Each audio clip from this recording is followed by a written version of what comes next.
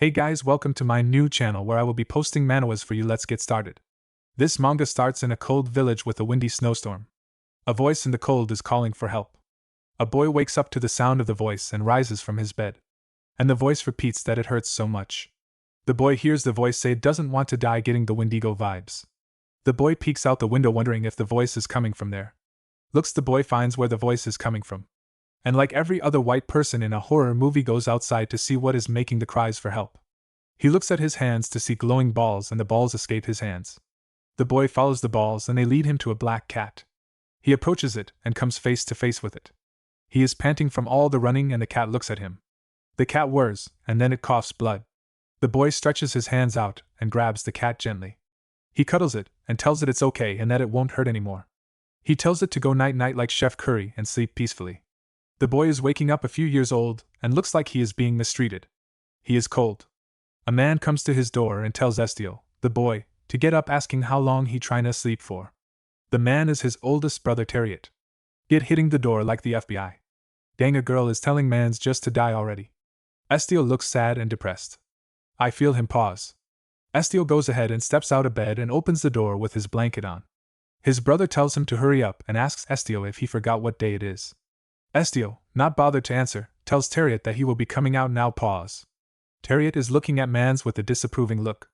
He yates the blanket off Estiel, and we see that MC is wearing rags for clothes.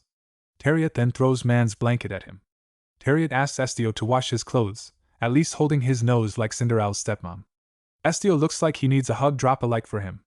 Estiel goes ahead to sniff his clothes, then he looks out the window, probably wanting to be out of there. He looks in the mirror and confirms that the day was the coming-of-age ceremony. The coming of age is the day when all 19 old boys and girls are celebrated for making it through childhood. Set your timer, boys. Estiel goes downstairs and sees a girl and an old man at the table. The girl shouts, saying Mans caught her by surprise. She asks him why he stinks so much. Was Mans finishing watching One Piece in his room? She continues to comment on Estiel's unkemptness. The girl's name is Rosette. His sister is mean and says that they already know how he is. She pushes him away from her and is embarrassed to be standing next to him. She wants to impress a boy named Louis at the party. He is told to wash up first as his family leaves him behind. Estiel is lost on where to wash up. He looks outside and sees a well. He goes outside and looks down the well, probably wondering why he is doing this now. Estiel thinks it over and pulls the bucket up, listening to David Goggins. He pours the bucket over him and shakes it off like it's nothing. He is shivering, and then he hears a cat meow. He forget that he left his backside open. Estiel calls for Suki, but Suki throws a rob at him. Caught lacking Estiel. Suki is the cat he rescued as a kid and looks like Suki was busy. Estiel asks what the rob is and Suki tells him it's a gift. He looks at it ready to accuse him, like the cops asking Suki where he got it from. Suki tells him again that it's a gift. He looks ready to pull the handcuffs out and asks him one more time where he got the rob from. Suki, not wanting to get shot, tells him he received it. Estiel is surprised. Suki leaps at Estiel, plays a cute black cat, and tells Estiel that now he gifted it to him. Tusky looks at Estiel hoping it worked, but Estiel looks like he is ready to arrest Suki. Estiel goes ahead and looks into Suki's memory and sees Suki stopping Horse Kun from doing his job. The lady asks Suki what he wants for saving her daughter. He goes to the robe and the lady buys it for him, and the daughter hands it to Suki, who then hands it to Estiel. Estiel, who doesn't want to apologize, tells Suki that he is probably being stubborn. Estiel puts it on.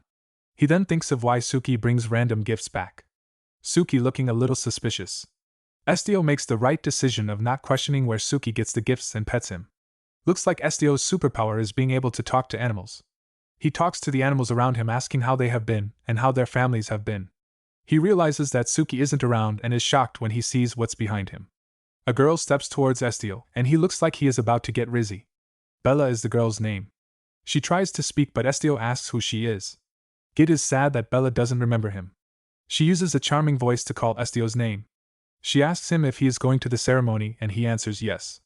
Looks like a date to me, Riz. She asks if they can go together. Chat, what would you say? We shift over to people having drinks. They are getting lit. Estiel's dad asks where Estiel is. And by the looks of it, the community doesn't like Mans. Rosette, his sister, says that he is lazy and she told him to wash up.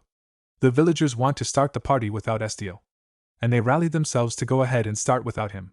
His dad chooses to start without Estiel, but someone interferes, saying Bella isn't there yet. The young boys all want to wait for Bella to start the party. Bella pulls up with Estio. And a boy runs over to be down bad. And she lies to Mans that her shoelace got loose. He goes ahead to be down for Bella, but she doesn't want him. She tells him that she's fine and that she met Estio on the way. When she says Estio's name, the boy is terrified. Estio tells Louis that it's been a while. Louis is terrified and sees that Estio has a better glow-up than Mans. Bella looks devious. She grabs Estio's hand and they run past Louis. But Bella might not be the good girl we thought. Her mom used to go out and do street things. And she starts to follow in her mom's footsteps. She proposes to marry a lot of men in the village. But she gets tired of it and needs her white knight. But Estio is like nope. Estio is shocked, and when she calls his name he's shocked. When she reaches to touch him he slaps her hand away. But apologizes for it. She asks if he's angry because she grabbed his hand and he says it isn't that. He can't look at her the same as he thought she was. Looks like he's looking for more character development. The villagers continue to celebrate. Estio's cup is empty and he is sitting next to Bella. He calls her name, and she looks at him, and he thanks her for nothing. But Louis is jealous that Estio bagged his girl.